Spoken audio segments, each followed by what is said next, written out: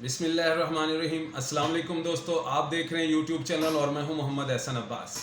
آج کل میرے ملک میں ہارس ٹریڈنگ کے اوپر بہت زیادہ بات کی جا رہی ہے، کیونکہ سیاست کو پلٹ دینا، حکومتوں کو پلٹ دینا اور اپنے مفاد کے لیے ہر چیز کو حاصل کر لینا ہارس ٹریڈنگ کے ذریعے ہو جاتا ہے۔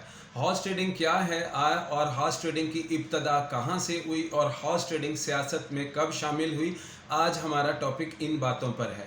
ہارس ٹریڈنگ کے لیے جاننے کے لیے ہمیں سب سے پہلے جانا پڑے گا منگول کے دور میں، جہاں پر چنگیز خان حکمرانی کر رہا ہے۔ چنگیز خان تقریباً آدھی دنیا کو فتح کر چکا تھا، یعنی کہ اس نے بخارا، سمرقند، شاہپور، ترکستان، ہرات، تبریز اور خراسان تک کے علاقے فتح کر لیے تھے۔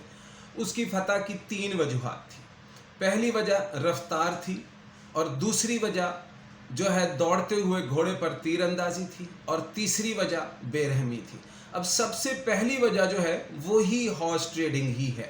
وہیں سے ہارس ٹریڈنگ کا کنسپٹ جو ہے ڈیولپ ہوتا ہے، وہ کس طرح سے انجام پر پہنچتا ہے، اور اس کا نام ہارس ٹریڈنگ رکھا جاتا ہے۔ اور پہلا کون سا شخص تھا جس نے ہارس ٹریڈنگ کی اس جنگ کے میدان میں؟ تو جب چنگیز خان دنیا کو فتح کرنے کے لیے نکلتا تھا تو اس کی سب سے پہلی وجہ میں نے جو بتائی وہ رفتار تھی۔ رفتار چونکہ وہ بہت تیز رفتار سے فوجیں اپنی چلاتا تھا، اس کی وجوہات یہ تھی کہ اس کے کوئی بھی پیدل فوج نہیں تھی۔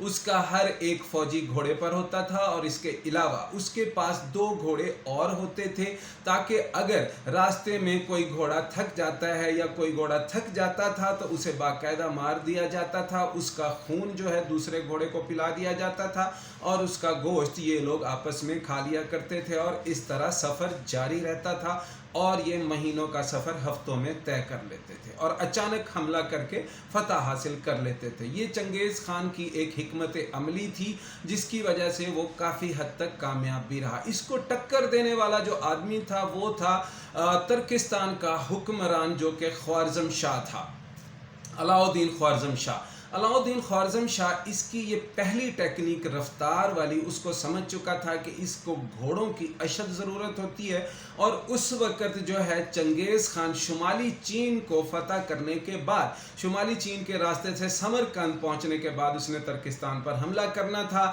اس بات کو خوارزم شاہ کو جو ہے سمجھ آ گئی۔ اس نے شمالی چین سے سمرقند جتنے بھی گھوڑے تھے ان سب کو خرید لیا، اور اس طرح سے جب چنگیز خان ان بستیوں سے گزرا تو اسے گھوڑوں کی شدید کمی کا سامنا کرنا پڑا۔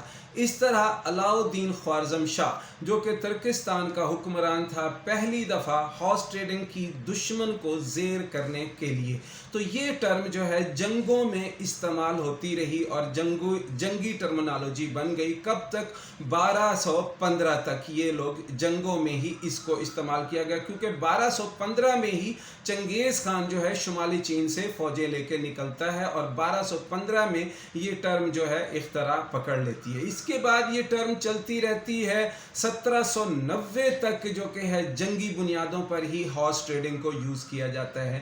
لیکن ہارس ٹریڈنگ ہے کیا؟ یعنی گھوڑوں کا خریدنا اور بیچنا۔ گھوڑے جو ہیں وہ جنگ کے لیے ایک اہم حصہ سمجھے جاتے تھے، جیسے آج کل میزائل ہیں، جیسے ایٹم بم ہیں۔ اس سے پہلے توپیں ہوا کرتی تھی، پھر تیر ہوا کرتے تھے، تلواریں ہوا کرتی تھی، تو اسی طرح گھوڑا بھی ایک اہم ضرورت تھا۔ اسی طرح میں نے بتایا کہ 1790 میں یہ ہارس ٹریڈنگ سیاسی بنیادوں پر استعمال ہوئی، لیکن اس کا جو باقاعدہ طور پر یورپین اخبار جو یورپین ٹائمز ہے، اس نے جب اس کو سیاسی معنوں میں لکھا، وہ تھا 1850 کا جو ہے کہ دور تھا، ٹھیک ہے۔ 1853 یا 50 میں یہ بات ہوئی، 1853 میں یہ بات نیو یارک ٹائم میں دی گئی ہے۔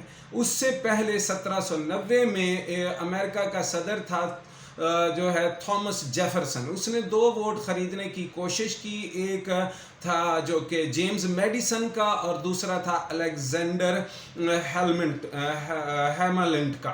الیگزینڈر ہیملنٹ جو ہے ان دونوں کے ووٹ خریدنے کی اس نے کوشش کی، اور اس وقت بھی اس کو ہارس ٹریڈنگ ہی کہا گیا۔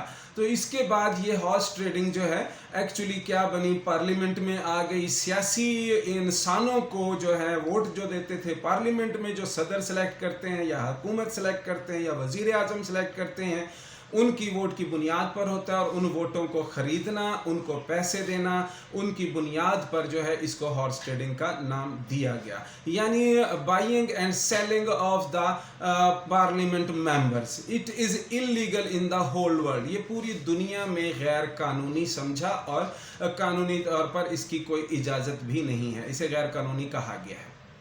अब होता यूं है कि अगर कोई हुकूमत खुद को कमज़ोर समझ रही होती है या अपनी हुकूमत को मजबूत करने के लिए वो क्या करती है कि अपोजिशन के मेंबर्स को पैसे देकर ख़रीद लेती है, या कुछ और मराते हैं। इसके 3 तरीके हैं, वो भी मैं आपको बता दूंगा। इसके अलावा अगर अपोजिशन ने हुकूमत को गिराना होता है तो अदम एतमाद उस पर लाना होता है, तो क्या करती है कि हुकूमती मेंबरान्स को, हुकूमत के अरकान्स को वो ख़रीद लेती है। इसके हॉर्स ट्रेडिंग कहते हैं और इसके बदले में उसे पैसे दिए जाते हैं। जैसे कि मैंने कहा कि इसके 3 तरीके हैं। पहला ये कि अगर हुकूमत खरीदती है, हुकूमत अपने ख़जाने से पैसा देती है, इन लोगों को ख़रीदती है। अगर हुकूमत ख़जाने से, हुकूमती ख़जाने से पैसे नहीं देती तो क्या करती है कि कुछ इंडस्ट्रियलिस्ट होते हैं, बड़े कारोबारी लोग होते हैं, उनके ज़रिए से इन MNA या MPAs को ख़रीदा जाता है, इन हॉर्स को ख़रीदा जाता है, इनकी ट्रेडिंग की जाती है और ये लोग पेमेंट करते हैं और बाद में ये इंडस्ट्रियलिस्ट और कारोबारी हजरात अपने कारोबार में मरात लेकर अपना किया हुआ नुकसान पूरा कर लेते हैं। तीसरा तरीका ये होता है कि इन्हें ठेके दे दिए जाते हैं, इन्हें कुछ परमिट्स दे दिए जाते हैं या इन्हें लीज़ दे दी जाती है जो कि 99 सालों की होती है, जिस पे ये काफ़ी ज़्यादा अर्न करते हैं।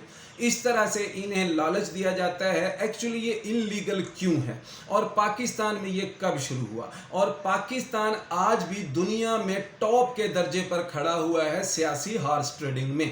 अब मैं आपको बताता चलूँ कि इसमें गंदी सियासत का बेइंतहा गंदा खेल है।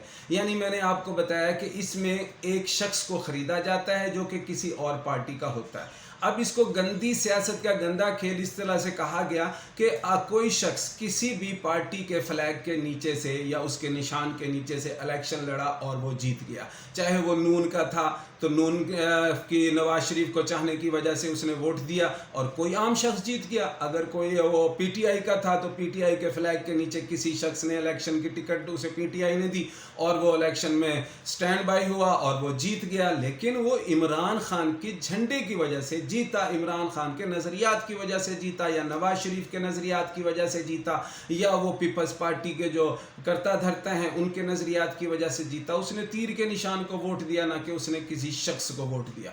तो जब ये शख्स विन कर जाता है तो ये अपने आप को बेच देता है कुछ मरात लेने के बदले।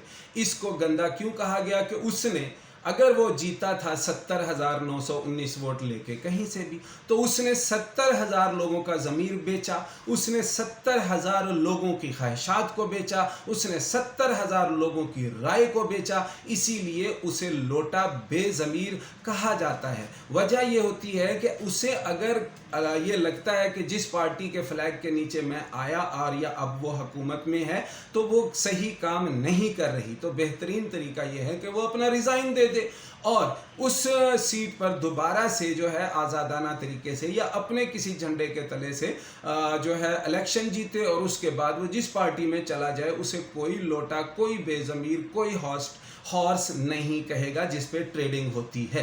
यानी ये वो तरीका है। अगर इतनी गैरत होती है तो अपना जो है आप फ्लैग, जिस फ्लैग के नीचे आपने विन किया है उसे वापस कीजिए और अपनी वर्थ और अपनी पावर से इलेक्शन को जीतिए और उसके बाद किसी भी पार्टी में शामिल हो जाइए। तो हॉर्स ट्रेडिंग का कंसेप्ट मैंने आपको बताया कि इसमें सियासी लोगों को ख़रीदा जाता है हुकूमत खुद को मजबूत करने के लिए, या अपोजिशन ख़रीदती है हुकूमत पर अदम एतमाद लाने के लिए। इसका इब्तिदा जो सबसे पहले मैंने कहा कि पाकिस्तान टॉप पर है, कुछ इस तरह से हुआ कि मोहम्मद खान जुनेजो का दौर 1986 में है। 1986 के दौर में पहली दफ़ा हॉर्स ट्रेडिंग को इस्तेमाल किया गया, फिर इसका सामना मोहम्मद खान जुनेजो ने किया। दूसरी दफ़ा इसका सामना बेनज़ीर भुट्टो ने किया 1988 में। फिर ये लगातार सिलसिला चलता ही रहा। और यहाँ पर हॉर्स जो हैं वो पाले जाते हैं, उनको बाकायदा जो है अपना इस्तेमाल के लिए रखा जाता है, फिर उन्हें रेसों में लगाया जाता है, फिर उनसे विन किया जाता है और फिर हुकूमत की जाती है।